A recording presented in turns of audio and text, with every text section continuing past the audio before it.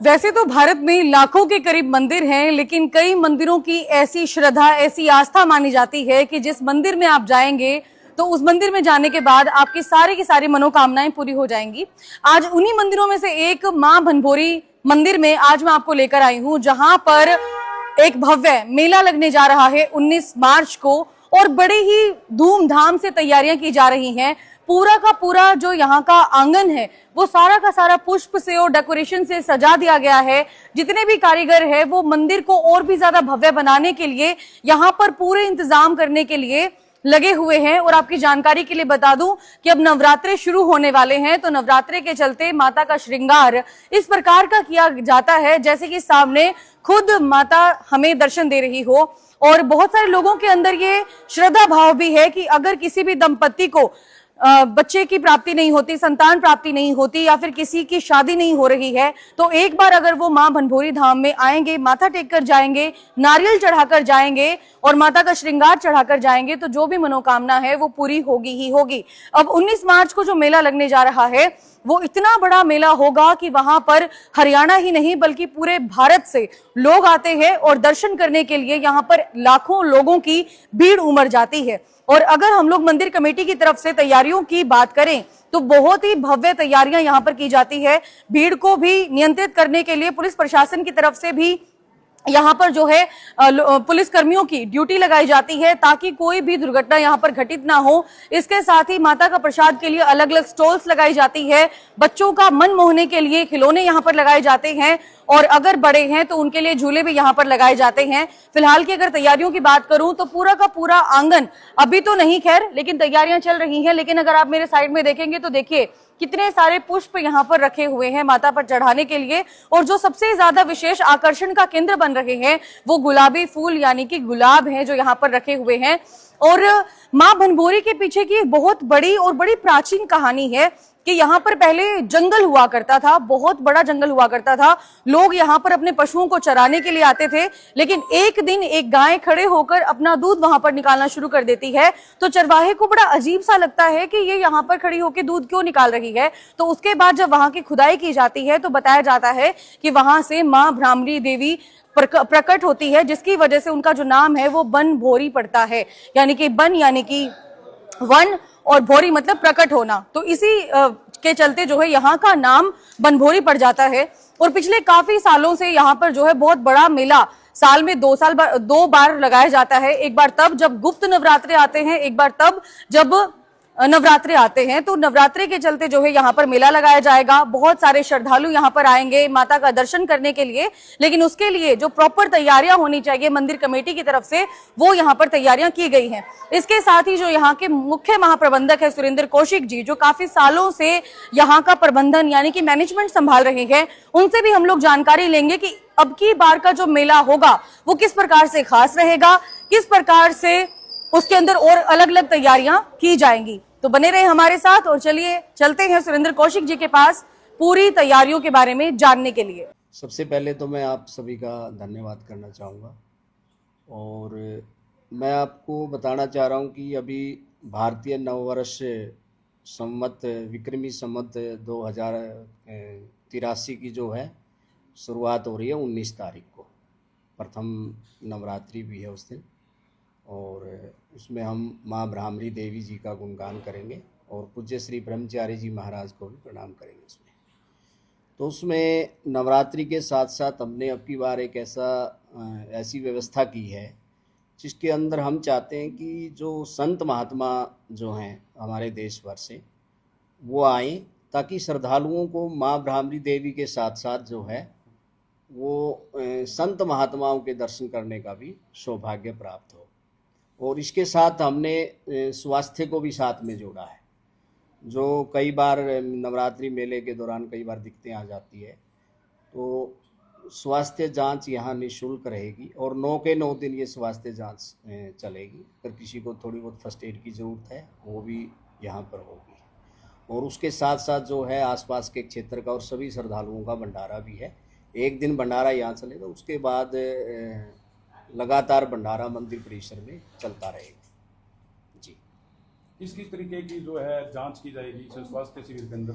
इसमें हमारे जैसे हार्ट, कैंसर और आँखों का इलाज जो है वो निःशुल्क करवाया जाएगा। उसमें ब्लड जांच होगी, सीबीसी होगी और चेस्ट वगैरह की जो भी जांच होगी वो सूर्योदय हॉस्पिटल से टीम आएगी, वो सभी जांचें जो है यहाँ पे निःशुल्क करेगी। भाई साहब 9 दिन तक भंडारा चलता है और इसके साथ ही लाखों की भीड़ यहाँ पर माता के लिए श्रद्धा लेकर उमड़ती है, तो उनके लिए क्या कुछ पुख्ता इंतजाम किए गए हैं ताकि भीड़ को भी कंट्रोल किया जा सके? और जी जी जी, भंडारे का ऐसा है, 9 दिन नहीं, भंडारा तो 24 घंटे चलता है। आप जब भी आओगे, रात में आओ, सुबह आओ, दिन में आओ, आपको भंडारे की व्यवस्था यहाँ 24 घंटे मिलेगी।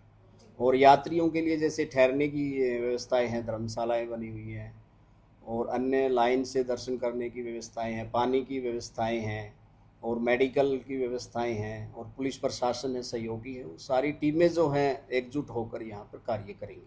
जैसे हमने अंदर एंट्री की तो देखा कि फूलों की सजावट देखने को मिली है, जी, तो वो लोग आपने कहाँ से बुलाए हैं और क्या कोई बड़ा कलाकार भी यहाँ पर पहुंचेगा? नहीं, कलाकार तो नहीं है, लेकिन श्रद्धालु के रूप में लोग बहुत आते हैं, जो वीआईपीज भी होते हैं, लेकिन यहाँ तो सब बराबर होते हैं। लेकिन कोई विशेष ऐसा कुछ नहीं है कि किसी को हम यहाँ आमंत्रित करते हो नवरात्रि के अंदर। साज सजावट की बात करें तो किस तरीके की सजावट देखने को ये मिलेगी? जो माता वैष्णो देवी में होती है ना, विदेश से जो ये आते हैं फूल वगैरह, तो वही सजावट जो है हर नवरात्रि के अंदर यहाँ बनभोरी धाम पर होती है। महंत जी, दिव्य संत समागम भी होने वाला है, उसके बारे में कुछ बताएंगे? मैं बताना चाहूँगा आपको, सबसे पहले तो हमारे स्वामी श्री सूर्यानंद जी महाराज हैं और इगरा जो धाम है उसके संचालक हैं। और अब जो है यहाँ जो वैदिक भूमि जो आश्रम बनने जा रहा है उसके श्री महंत जो है महाराज जी को नियुक्त किया गया है। ओंकार बिंदु संयुक्तम नित्यं ध्यायन्ति योगिने कामदं मोक्षदं चैव ओंकाराय नमो नमः। सर्वमंगल मांगल्ये शिवे सर्वार्थ साधिके शरण्ये त्र्यंबके गौरी नारायणी नमोस्तुते। गुरु ब्रह्मा गुरुर्विष्णु गुरुदेवो महेश्वर गुरु साक्षात् परं ब्रह्म तस्मै श्री गुरुवे नमः। आप सभी को नवरात्रों की बहुत बहुत शुभकामनाएं, नव संवत्सर की बहुत बहुत शुभकामनाएं।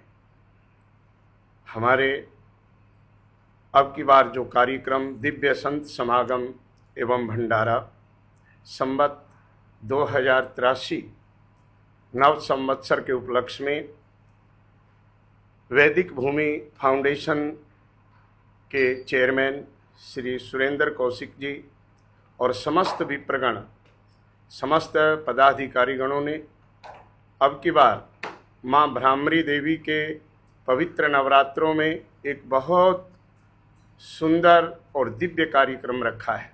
प्रथम बार माँ भनभौरी धाम में ये कार्यक्रम होने जा रहा है, जिसमें हमारे सभी अखाड़ों के प्रतिनिधि, अखिल भारतीय संत समिति हरियाणा प्रदेश और दूर दराज से महापुरुषों का शुभ आगमन हो रहा है। इसमें पंडित सुरेंद्र कौशिक जी ने बहुत प्रयास करते हुए, सभी महापुरुषों से निवेदन करते हुए ये कार्यक्रम रखा गया है, जिस उपलक्ष्य में सभी महापुरुषों का आगमन होगा। विशेष करके वैदिक सनातन धर्म, गौ माता, गंगा माता, गायत्री माता, शक्ति माता, जननी माता, जननी जन्मभूमिश्च स्वर्गादपि गरीयसी, और जन्मभूमि के विषय में सभी महापुरुषों का संवाद रहेगा। सनातन धर्म की मान्यताएं, सनातन धर्म के मानबिंदु, और उसी विषय पर सभी महापुरुष अपना अपना वक्तव्य देंगे। इस पवित्र कार्यक्रम में हमारे अखिल भारतीय संत समिति के राष्ट्रीय उपाध्यक्ष परम पूज्य परात स्मरणीय महामंडलेश्वर श्री स्वामी देवेंद्रानंद गिरी जी महाराज वेदांत आश्रम बहादुरगढ़ से पधार रहे हैं। इसी कार्यक्रम में हम लोग कल ही आमंत्रित करने गए थे, तो हमारे अखिल भारतीय संत समिति के अध्यक्ष महोदय श्री ब्रह्मस्वरूप जी महाराज छुडानी धाम वाले भी इस कार्यक्रम में पहुंच रहे हैं, और योगी वेदनाथ जी महाराज, योगी आदित्यनाथ जी महाराज के गुरु भाई हैं। पूज्य योगी वेदनाथ जी महाराज भी इस कार्यक्रम में शिरकत करेंगे और भिवानी से बाबा जहरगिरी मठ के परमाध्यक्ष मेरे गुरु भाई श्री महंत पूज्य स्वामी अशोक गिरी जी महाराज भी इस कार्यक्रम में पहुंच रहे हैं और हमारे काकड़ोद के महंत श्री स्वामी रामचंद्र गिरी जी महाराज भी इस कार्यक्रम में उपस्थित रहेंगे और अखिल भारतीय संत समिति के महामंत्री पूज्य स्वामी विज्ञानानंद सरस्वती जी महाराज भी इस कार्यक्रम में पहुंचेंगे। हांसी से खेड़ी गंगन से पूज्य स्वामी रामानंद सरस्वती जी महाराज का भी आगमन होगा और ब्रह्मचारी ओमानंद जी महाराज जो कबलाना धाम के श्री महंत हैं, अभी पीछे जहाँ पर योगी आदित्यनाथ जी महाराज पहुँचे थे तो उसी नगरी के बहुत बड़े सन्यासी योगी यति, जहाँ लगभग 30-35 गांव की मान्यता है, ऐसे बाबा चिमटे वाले के स्थान पर नियुक्त ओमानंद ब्रह्मचारी जी महाराज भी इस कार्यक्रम में पहुँचेंगे और सोना से योगी ब्रह्मनाथ जी महाराज भी इस कार्यक्रम में पहुँच रहे हैं। और भी संत महात्मा पांडु पिंडारा से, कुरुक्षेत्र की भूमि से, सोनीपत से, लगभग हरियाणा प्रदेश के संतों को ही हमारे सुरेंद्र कौशिक जी ने विशेष रूप से आमंत्रित किया है, क्योंकि माँ भ्रामरी देवी शक्तिपीठ यहाँ पर भी प्राय करके हरियाणा प्रदेश से ही सभी श्रद्धालु जुड़े हुए हैं। ये बात अलग है कि हरियाणा प्रदेश के ही भक्त, कोई दिल्ली निवास करता है, कोई मुंबई रहता है, कोई कोलकाता रहता है, कोई देश विदेश में, सभी जगह माँ भ्रामरी के भक्त रहते हैं। फिर भी हम लोगों ने अखिल भारतीय संत समिति और मुझे सुरेंद्र कौशिक जी ने बतलाया कि महाराज श्री इसमें हम हरियाणा प्रदेश के संतों को ही आमंत्रित करना चाहते हैं और ये प्रारंभ है। मेरी माँ भगवती के श्री चरणों में प्रार्थना है कि आप लोगों के सहयोग से और ये वैदिक भूमि फाउंडेशन के प्रचार प्रसारण के माध्यम से और उनकी सेवा के माध्यम से हम इस अवसर पर नव संवत्सर पर यह संकल्प भी लेंगे कि ये कार्यक्रम प्रतिवर्ष, दिन चाहे हम आगे पीछे करें, सुरेंद्र जी आपको बतलाएंगे, परंतु प्रतिवर्ष एक भव्य संत सम्मेलन करने का प्रयास करेंगे। और मैं भी कहूँगा कि इस हरियाणा ऋषि मुनियों की भूमि है और माँ भगवती की विशेष कृपा है भ्रामरी धाम पर और हम लोगों पर भी कृपा है, तो यहाँ पर संतों का आगमन, संतों की हुंकार, संतों का वक्तव्य ऐसा मैंने कभी नहीं सुना, क्योंकि मैं बचपन से ही इस स्थान से जुड़ा हुआ हूँ। तपोभूमि साधु आश्रम ईगरा और जन्मभूमि ईगरा होने के नाते मैं भलाई हरिद्वार रहा हूँ, गुरुकुल में अध्ययन हरिद्वार में किया हो, परंतु लगाव रहा जींद तपोभूमि साधु आश्रम से। ईगरा की जन्मभूमि होने के नाते माँ भ्रामरी शक्तिपीठ की पूजा ईगरा, बीबीपुर, जींद के उचाना में क्षेत्र में बड़ी धूमधाम से, बड़ी श्रद्धा और भक्ति के साथ पूजा माँ भगवती की करते हैं। तो मेरा जन्म भी इसी क्षेत्र का होने के नाते जो बच्चे के बाल चढ़ाए जाते हैं, ऐसी मान्यता है। माँ भगवती का आशीर्वाद, गठ जोड़े की जात का भी आप लोगों ने सुना होगा, देखा होगा, क्योंकि आप लोग भी हमारे सब पत्रकार बंधु, पत्रकार बहनें सभी क्षेत्रीय ही हैं, तो आप सब समझते होंगे इन सब बातों को। गठ जोड़े की जात है, बच्चे के बाल उतरवाना एक श्रद्धा है। तो मेरे बाल भी माँ भगवती के श्री चरणों में चढ़े हुए हैं। सन्यासी होने के नाते काफ़ी लोग संन्यास्त होने के बावजूद अपनी पुरानी मान्यताओं को छोड़ देते हैं, परंतु नहीं, मैं संन्यास्त होने के बावजूद भी माँ भ्रामरी की पूजा करता हूँ और प्रातः उठ करके या देवी सर्वभूतेषु मातृरूपेण संस्थिता नमस्तस्यै नमस्तस्यै नमस्तस्यै नमो नमः, या देवी सर्वभूतेषु भ्रामरी रूपेण संस्थिता नमस्तस्यै नमस्तस्यै नमस्तस्यै नमो नमः। तो माँ भगवती की कृपा से और ब्रह्मचारी जी महाराज के शुभ आशीर्वाद से यहाँ पर संतों का आगमन, जो सुरेंद्र कौशिक जी ने ये कदम उठाया है, इसमें सभी संतों का साधुवाद मिलेगा, सभी संतों का सहयोग मिलेगा। आप भी मीडियाकार बंधुओं का, आपका भी सहयोग मिलेगा। तो यहाँ पर पूरे भारतवर्ष के संतों का आगमन होगा। उन संतों के विचार आपको, हमको, सभी को सुनने को मिलेंगे।